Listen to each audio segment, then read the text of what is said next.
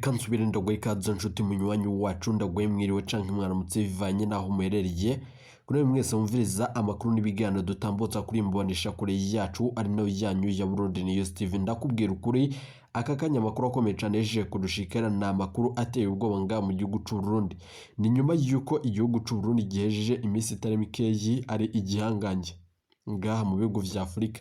Amakuru akomeye cane eje kudushikira na amakuru ateye ubwoba ku magara y'umukuru w'igihugu cacu c'u Burundi nyene icuba General Major Evariste Ndayishimiye. Itangazo mvamakungu ni itangazo riteye ubwoba rigira rirabe neza abene igiunguga mu gihugu cacu c'u Burundi n'ibindi bihanganje bikomakomeye bibaye mu nyuma z'uko umukuru w'igihugu cacu c'u Burundi nyene icuba General Major Evariste Ndayishimiye atari ngaha mu Burundi. Turaza kubigaruka ko muri aya makuru akomeye cane adushikiye aka kanya. Reka nsubire ndaguhe kaze nshuti munywanyi wacu kure wumviriza aya makuru yacu uherereye irya nino ku miganda y'amakungu ya kure abatwumviriza muherereye irya nino mu karere k'ibiyaga binini. Reka ndaguhe kaze nshuti munywanyi wacu kure wumviriza aya makuru yacu uherereye ngaha mu gihugu cacu c'u Burundi. Abari mu makomine agiye atandukanye ndabaye kaze abaherereye Igitega, abaherereye Bubanza, abaherereye mu makomine agiye atandukanye turabaye kaze muri aya makuru akomeye cyane adushikiye aka kanya.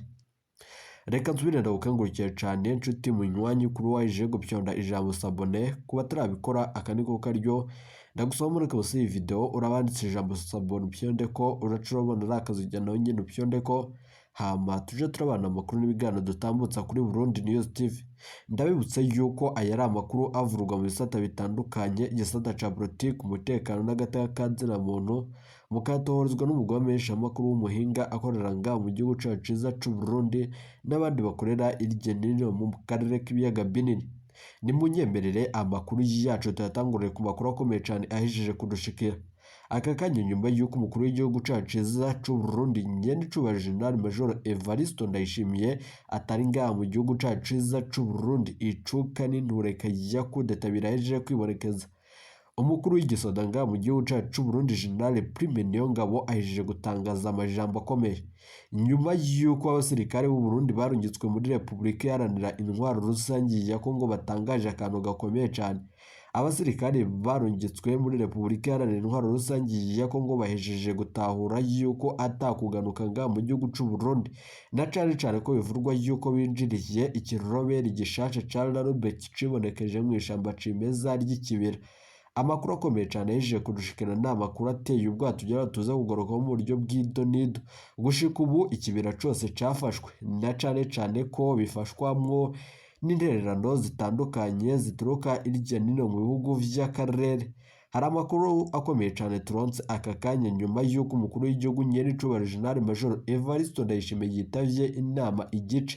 Hari amakuru akomeye cyane nyuma yuko abahinga mu vyerekeranye no gukurikirana amagara yiwe baturuka mu bihugu vy'Ubwongereza kuri ubu bashikirije amajambo akomeye cyane. Nta nivyo vyatumye umukuru w'igihugu cacu c'u Burundi arekurwa bityo akava mu bitaro akitaba ico gice c'inama. Murazi ko ico gihe inama ivugo yatangiraga ariho umukuru w'igihugu nawe nyene yarahereje gufata ingingo ikomeye cyane yo kuja muri iyo nama. Amakuru akomeye cyane ava mu bitaro biri Dubai na amakuru ateye ubwoba tugera tuza kugaruka ko mu buryo bw'idonido. Ndabibutse yuko bibaye mu nyuma z'uko Nkurunziza ari we nyene ari we yagendereye umukuru w'igihugu cacu c'u Burundi umuvyeyi wacu nyene icuba General Major Evariste Ndayishimiye. Amakuru akomeye cyane ku majambo y'agacamutwe ariko arakwiragizwa irya nino ku mbuga hwaniro hagati y'igihugu c'u Burundi na Republika Iharanira Intwaro Rusangi ya Kongo n'ibindi bihugu bitandukanye vyibonekeje ngaha mu gihugu c'u Burundi. Ndabibutse yuko umukuru w'igihugu c'u Burundi yasize yanditse amakete ateye ubwoba bikamu nyuma z'uko yoba yarasiguraga ibijanye na ya makete ateye ubwoba yibonekeje ku buhinga ngurukana bumenyi butandukanye. Nyuma yuko ari amakete yasanzwe ku bwinjiriro bw'ibiro vy'umukuru w'igihugu ayo makete bigasigurwa yuko yoba arameze nkamwe yigeze aboneka ku biro vy'umukuru w'igihugu Muisi Petro Nkurunziza. Amakuru akomeye cyane yeje kudushikira rero ivyo bavyihishe inyuma y'uyo mugambi n'ibintu bikomeye cyane tugera tuza kugaruka ko muri aya makuru akomeye cyane yeje kudushikira. Ndababajwe cyane n'ibiriko birakorwa muri leta y'u Burundi na cane ibijanye n'ubushotoranyi. abasirikare b'u Burundi barungitswe muri Repubulika Iharanira Intwaro Rusange ya Kongo kumwumvikano w'umukuru w'igihugu cacu c'u Burundi we n'umukuru muri Repubulika Iharanira Intwaro Rusange ya Kongo Felix Tshisekedi. Ndababaje cyane n'ibiriko birakorwa n'igisirikare c'u Burundi na cane ko bidatahuritse. Amakuru ava mu gisirikare c'u Burundi carungitswe muri Repubulika Iharanira Intwaro Rusange ya Kongo yemeza yuko abasirikare b'u Burundi gushika ubu batanezerejwe n'ingendo bajanywe. Urugamba bariko baragwana gushika ubu ntibasigura neza imvo yarwo, ntibanasigura inyungu bakuramo. Amakuru akomeye cyane yeje kudushikira nyuma yuko umukuru w'igihugu nawe nyene yagiriwe ubusuma. Umukuru w'igihugu cacu ciza c'u Burundi yagiriwe ubusuma.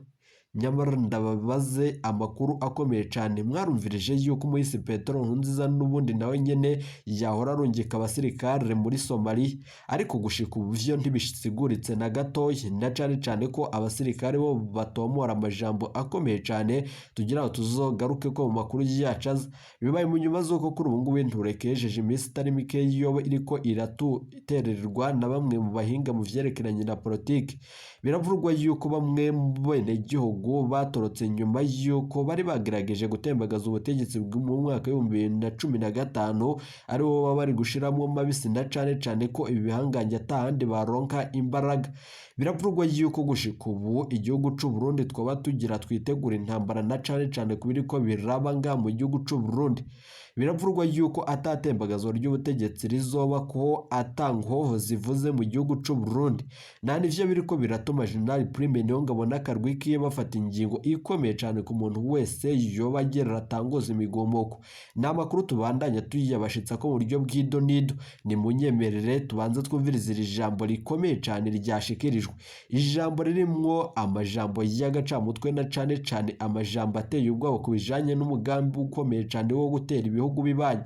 Hari amakuru akomeye cyane yeje kudushikira nyuma yuko gushika ubu tudasigurira neza ibijanye n'igisirikare c'u Burundi intambara kiriko kirarwana.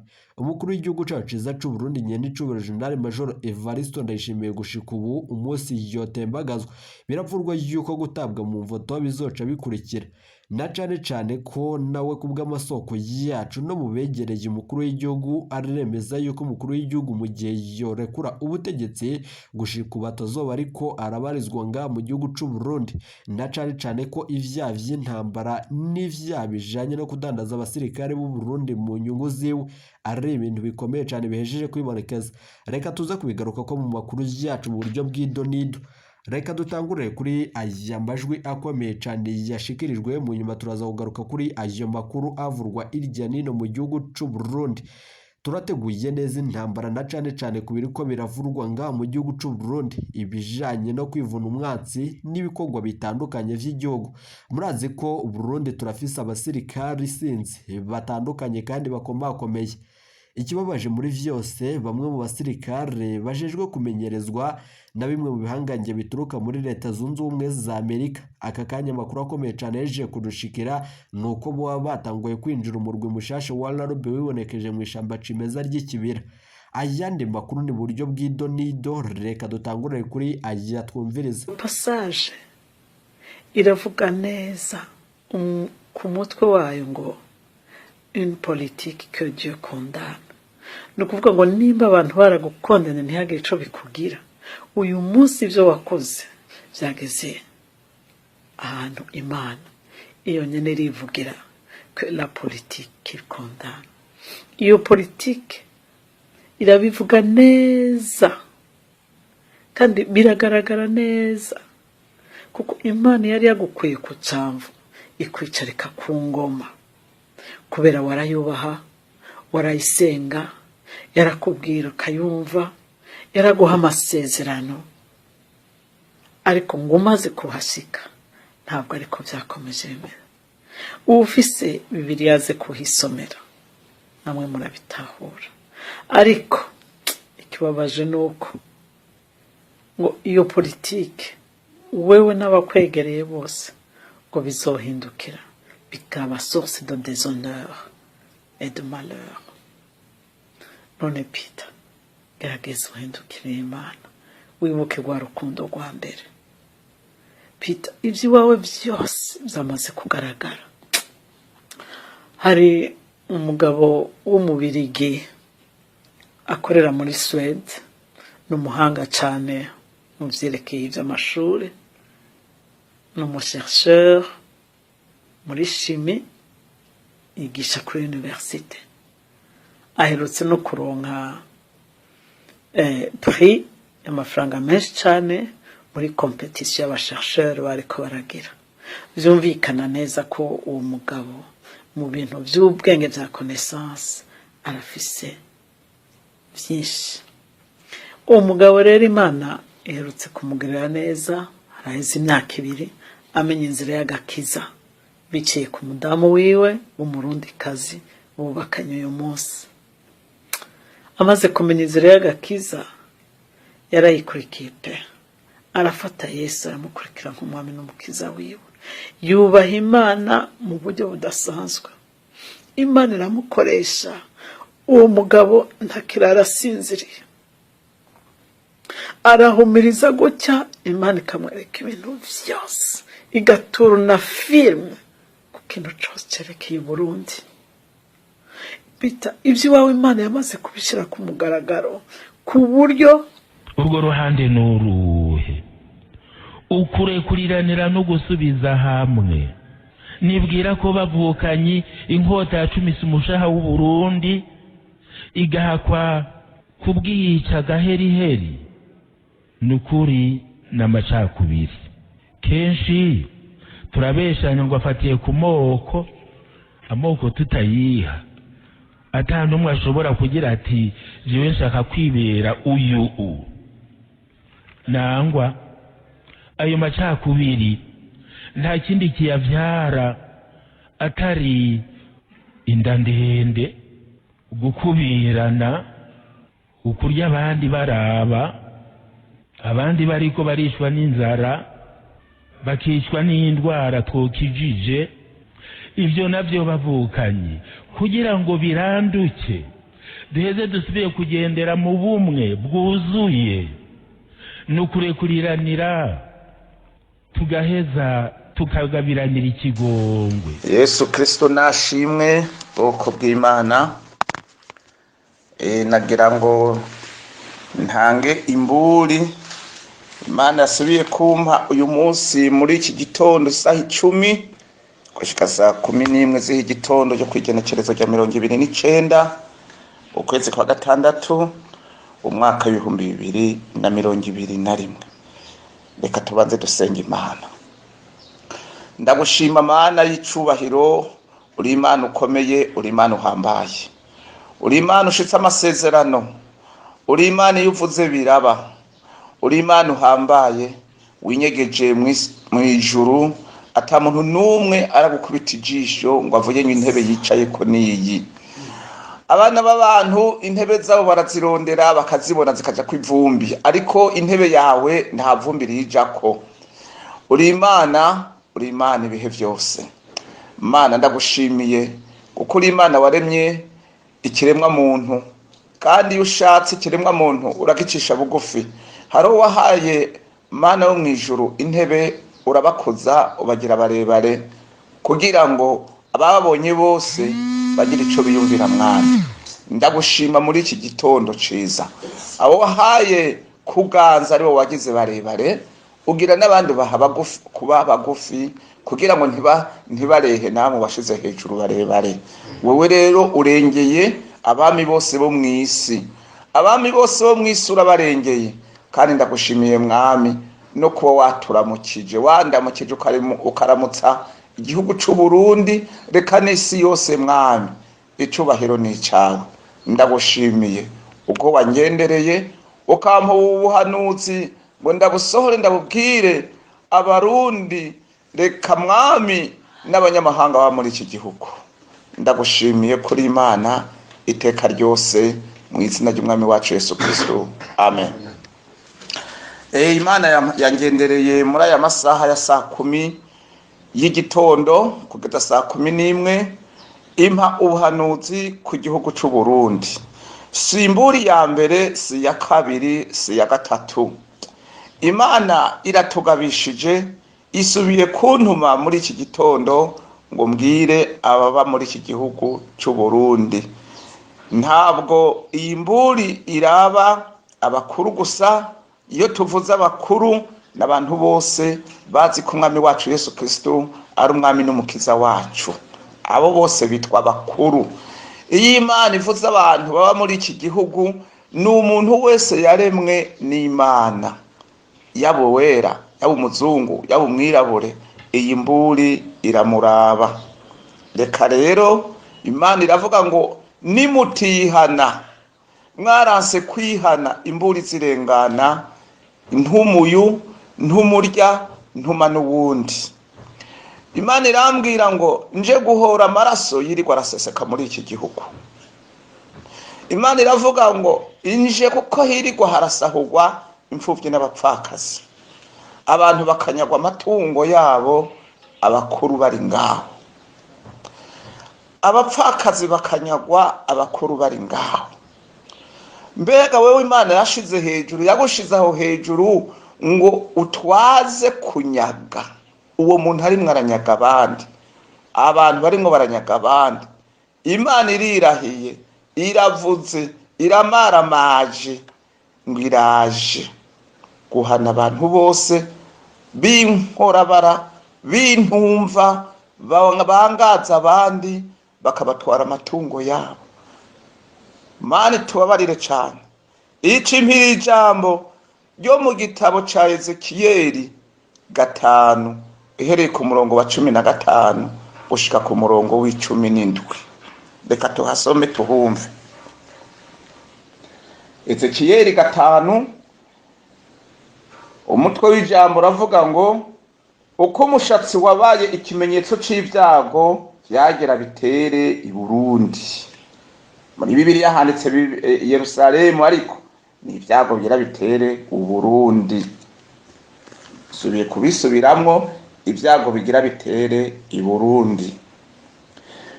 Mata 15 maze uzoba igitutsi n'agatwengo n'akabarore n'akajoreza mu mahanga agukikije. Ninagucira kwiteka mfise uburake n'ubushangashigwe, guhambariranya ishavu, ijewe uhoraho mbivuze. 16 kandi nkabarasa imyampi mibi ya kigoyi yo kubageseza iyo nzorungika kubatikiza, kandi nzobagwiza kw'amapfa, mvune inkoni yanyu mwishimikije niwo mutsima. 17 kandi nzobateza kigoyi n'ibikoko vy'inkazi bikugire nyakamara, ikiza n'ibitenga vy'amaraso bizoca muri wewe, kandi nzoguterera inkota, nije uhoraho mbivuze. Amen. Uko niko uhoraho agiye kwimara ishavu, agiye kwimara akagayo ku gihugu cy'u Burundi. Mwarivye murabirundarunda, ariko ntaho mugiye kubirira, nta naho muzobijana. Mwarasahuye imfuvyi, musahura abapfakazi, ntabwo mugiye kubirambamwo. Mwaragiye mutuza abandi barangara, ntabwo namugiye kuronka amahoro. Nubwo wakoze ivyaha mu Burundi, nubwo wasahuye mu Burundi, ugati igihugu cy'u Burundi ugatukoma kugahunga, inkota y'Imana iragusanze iyo wahungiye, wa mugabo we, wa musore we, wa mudamu we, wa nkumi we. Iyi mburi yaraba umuntu wese yakoze ibyaha. Imana irambwira ngo ndamaramaje, ngibi bintu ugiye kubirabisha amaso, abanje harakeye akumwa ku mugororotsi burije ku munyabyaha. Imana iragarukira anyereka ingabo igomoye izanye gutera iki gihugu. Nabonye ari ingabo zirezire koko, ingabo zirezire, amaso yazo asa n'igishirira, asa n'umucanwa, zambaye ivyuma gusa. Sinokobesha uhora harimwe aranyereka izo ngabo, arapresenta umwe imbere yanje, aranyereka ati zose ukubona asa niko zisa, kuva hasi gushika hejuru nta mubiri navuze, ntibari abazungu, nabonye amaso atukura hose bambaye ivyuma gusa. Imana irambwira ngo mukuru wabo n'uyu yari afise agakarabo, ako gakarabo kari gapfundikiye. Imana iranyereka irambwira ngo azofata umuriro urimo arya karabo aheza bushire mu kiganza ngo aheza huhe, ngo uwo muriro uzocurandagata ushike impande zose yahuhiyemwo uwo muriro. Nubwo mufise ingabo, nubwo mufise iki, uwo ari we wese ntabwo ashobora guhunga. Imana ndayibaza nti mbega none abo bobo bakuru ntibazohava bahunga bagahunga umuriro wawe gasigara urota twega abantu bato bato? Imana irambwira ngo nibafata indege nanje hejuru nzoshiraho umunywa amazi, ngo nibafata indege ngo nanje nzorekura imiravyo y'inkuba, ariko nta muntu azohunga Imana. Uzoja mu bwato mu kiyaga, Imana iravuga ngo nanje nzosukamo umuyaga, ubwo bwato ntibuzorengana. Imana itubabarire cyane. Iyo abarundi baba barabandi bari bakwiye guca bugufi bagapfukama bakihana, akarorero n'akumwami w'Ininewe. Imana ndagaruka ndayibaza nti none abagororotsi bazoja hehe?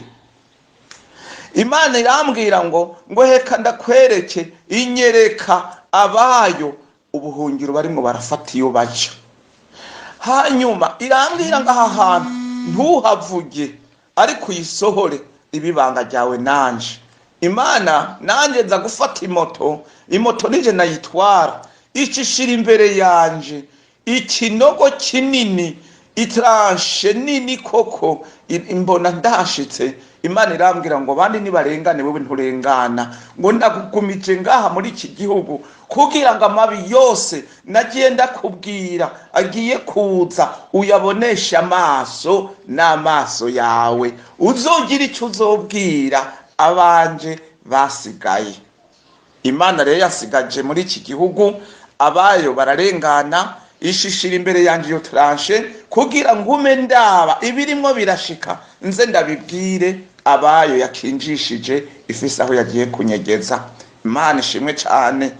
Imana irambwira ngo icatumye ngo narakubwiye ngo reka ndagutahane kuko urimo urabona amabi menshi muri iki gihugu n'ibigushikira, uraheza urasenga urantakambira, n'abagenzi bawe urabibabwira barasenga, ndaheza ndavyigizayo inshuro ya mbere, iya kabiri, iya gatatu, iya kane, iya gatanu, iya gatandatu. Rero iyindwi izoshika nzogutahana, ariko ibyo bintu bibonye uvyeretse ubibwiye abo nzoba nakinjishije n'abazoba bavutse.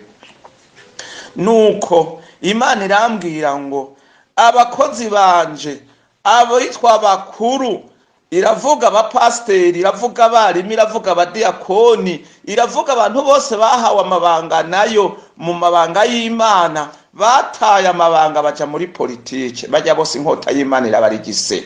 Imana iravuga ngo abakuru barimwo barica abandi, abakuru bica bene wabo. Irimwe iravuga abakuru, hari abakuru b'abapasiteri, hari abapasiteri bica abapasiteri bene wabo, hari abarimu bica abarimu bene wabo, hari abasenzi bica abasenzi bene wabo, hari abaririmbyi bica bene wabo. Imana iravuga ngo imfyisi zamariye intama, ngo kandi zimarira intama abakuru bari ngaho. Imana iravuga ngo mbega ninde mukozi wanje yagiye mu ngoro yanje arampamagara ngo ambwire yuko imfyisi zimaze intama, ngo jewe sinze gutabara, ngo uwo mukozi wanje naze duhangane tuburane. Ngo mbega ninde muntu numwe aganza tubitavuye kuri jewe? Ngo Imana iragaruka irambwira ngo iyo haboneka numwe aza kumborogera, ngo nanje ngo naca mpindura, ngo uko ntahuganza kutava iwanje, ngo nkashiraho abanyubaha. Yewe mukozi w'Imana, imfyisi zakumaranye intama uri ngaho, ugatinya kubwira Imana, yewe Imana izokubaza intama z'Imana iyo wazagiye. Wamusenziwe, mukuru w'abasenzi, mukuru w'abaririmbyi, abo bantu Imana yaguhaye igiye kuzoba kubaza. Pasitori, mwungere, ugiye kubazwa intama yaguhaye iyo wazisitse. Imana itubabarire cyane.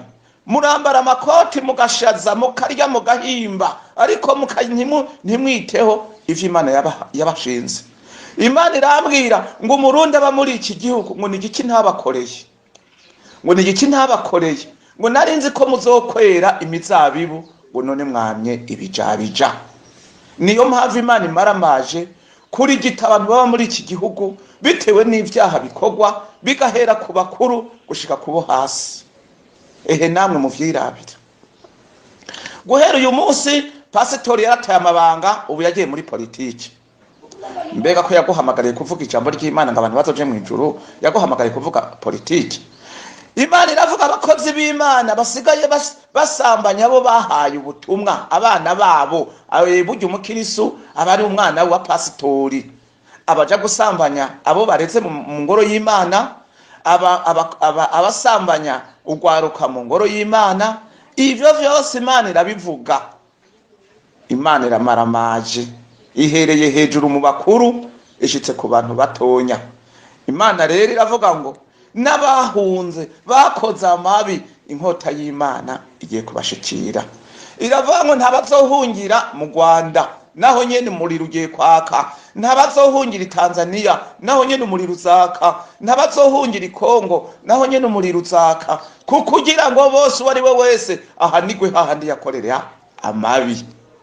Nta gufata indege, nta gufata ubwato, oya. Mwarabizingatsinze murabirunda, birababaje kubona ingoro z'Imana ziva, ariko ahandi bagasengera mu mukungugu, ariko amafaranga yo kujya kwica bene wabo yo barayaronka, ayo gusambana no kwicana bakayaronka. Imana rero yamaze kwirahira. Imana yarahiye, iramaze kubona ibyaha bibera muri iki gihugu, ukuntu mwamaze amatungo y'imfubyi n'abapfakazi, abandi bakamara amatungo y'abantu bahunze, bomo ukomora umuntu gacucikira amatungo yiwe, amahera mu mabanki, imiduga, impango, amatongo. Imana irirahiye ngo ndaje kumaramaza abo bose, nta hantu na hamwe bazoja. Imana iraje kubahana. Wa muntu we uzi neza yuko wasahuye ivya mugenzi wawe, nagira ndakubwira uje gusubiza hakibona.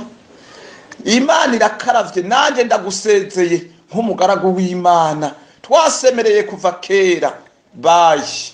Bayi ndagusezeye. Umurundi wese kandi aza kumva iyi mburi ayishikirize mugenzi we, umukozi w'Imana yumva ayishikirize abanyeshengero, umuntu wese ayumva ayibwire n'abandi. Imana irakaravye, Imana irakaravye. Mwabwiwe kera muranka kumva, mwahanuriwe kera muranka kumva. Umuhanuzi yaza n'ubuhanuzi agapfungwa canke akicwa, abandi bakabayongobeza ntibamenye irengero. Mbega wewe uzoja hehe?